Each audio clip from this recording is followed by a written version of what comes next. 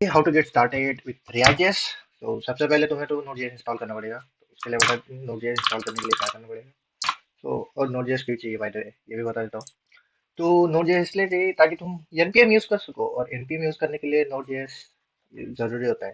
And React में बहुत सारी लाइब्रेरीज लगती है जिसके लिए Node.js भी रिक्वायर्ड होता है, और Node.js के बिना तुम React प्रोजेक्ट क्रिएट नहीं कर सकते। सो Node.js is required. Let's see how can you install the Node.js।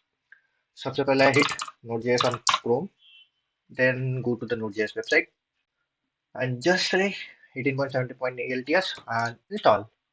तो तुम्हारा Node.js इंस्टॉल होना शुरू हो जाएगा। मेरे इसमें Node.js है तो मैं इंस्टॉल नहीं करने वाला, बाकी तुम इंस्टॉल की ट्यूटोरियल देख सकते हो। And this is the first video जहाँ पे हम अपनी React सीरीज कंटिन्यू करने वाले हैं। फुल स्टैक डेवलपमेंट के बारे में बात करेंगे। जो जो टिप्स या ट्रिक्स मुझे पता है मैं वो शेयर करूंगा, और आप इंजॉय करोगे। So this is the first video and we will continue after this segment.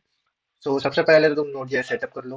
उसके बाद में हम नेक्स्ट वीडियो पे बात करेंगे कि React प्रोजेक्ट कैसे सेटअप करना है। उसके बाद में हम देखेंगे कि फोल्डर स्ट्रक्चर React का कैसे होता है।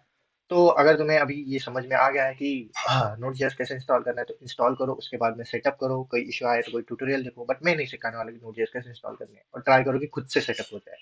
सो see you in the next one.